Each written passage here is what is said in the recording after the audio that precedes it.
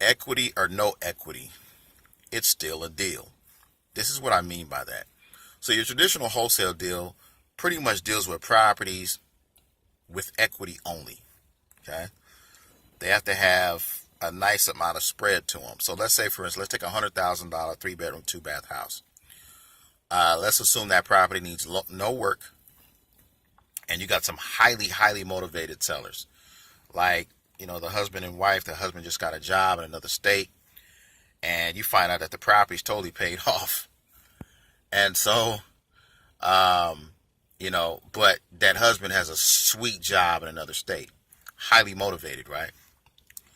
So you make an offer as a wholesaler for $45,000. Husband says, you know what, we can't do 45, but we can do 55. You go back and forth, finally you settle on, you say, okay, just $55,000. Okay. You turn around, tie that property up in a contract, and you turn around and you sell that to a cash buyer, right? Remember, the property needs no work, 3 bedrooms, 2 baths. You sell that to a cash buyer, okay? You make $5, $7, $10,000 on a wholesale deal. Remember, property needs no work. Option number 2, that seller can go to a real estate agent. The real estate agent can go ahead and list the property for them, right? Because the property has equity. It's totally paid off. Most wholesalers are going to go for that deal. Why wouldn't they? That property has a ton of equity, needs no work, sweet deal. You got a highly motivated seller, all the ingredients of a great wholesale deal, right? The agent is going to go for that all day because the property has equity. Now, where people turn away is that same scenario. So let's say, for instance, a 3-bedroom, 2-bath, $100,000 property, and they have a loan on it of $100,000. Husband is still highly motivated. He needs to get rid of that property. The traditional wholesaler is not going to touch that. Why? It's not a deal to them. Option number 2, the real estate agent is not going to touch that. Why? There's no equity with that property. In other words, when they go ahead and they sell that property, they're not going to take the listing in the first place because they're not going to get paid. There's nothing to pay them with. Unless the seller's going to come out of the pocket with $6,000, which is 6%, seller's not going to do that.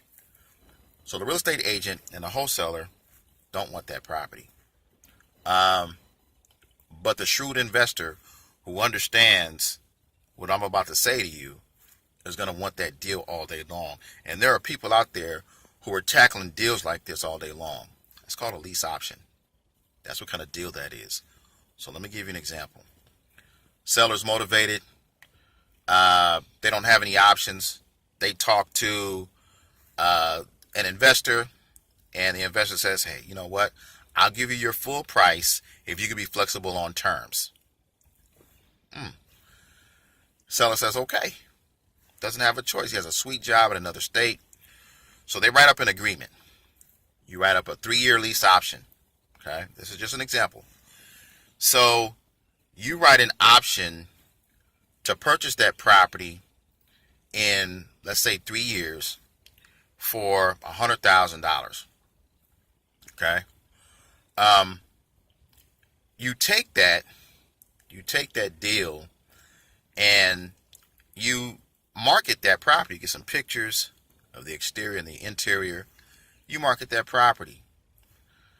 You market that property to somebody looking for a rent-to-own or a lease option situation. When you find somebody, not if, when you find somebody. Because remember, property's in a decent area, it needs no work. When you find someone to purchase that property or to enter into a lease option rent-to-own contract with you, is you ask for a 10% down. There's a lot of people will give you 10% down. Even more people will give you 5% down. So let's go with 10% down. So they give you 10% down. And you give them a 1-year option for the purchase price of $108,000. All right? So $108,000. You also, your monthly payments to you that you're going to receive are $1,200 a month. Now, you've done some calculating and you realize that mortgage on that property, the monthly payment is going to come up to $850 a month. Okay? So, there are three streams of profit here. After that 1 year of that tenant buyer exercising their option, they buy the property for $108,000 from you, right? So, you got $10,000 down, which is cash in your pocket. You have the difference between the $850 a month mortgage payment and the $1,200 a month that you're collecting. So what is that? That's $350 a month that you're putting in your pocket. It's cash flow number two.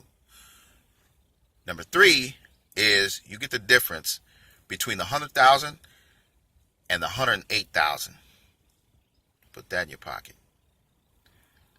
That's how people are profiting with lease options. Lease options are a beast. So, remember, when you come across a deal that has no equity, that's in a pretty area, needs no work, don't be so quick to pass that up. Find someone out there. Matter of fact, type it into YouTube. Do a Google search. Go on a website called Bigger Pockets. Create a free account and ask questions of how to structure a lease option deal. There's a ton of people on that site that'll help you guys. Just because there's not equity in the property does not mean it's not a deal. It's a slam dunk deal. And for those of you who are listening to this, who are seasoned investors, know exactly what I'm talking about. That's a secret. There are people doing lease options that are killing it.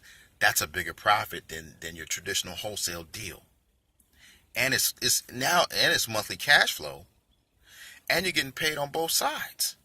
The front end and when you close. It's a sweet deal, guys. Whether it's equity or no equity, it's still a deal. Have a good one.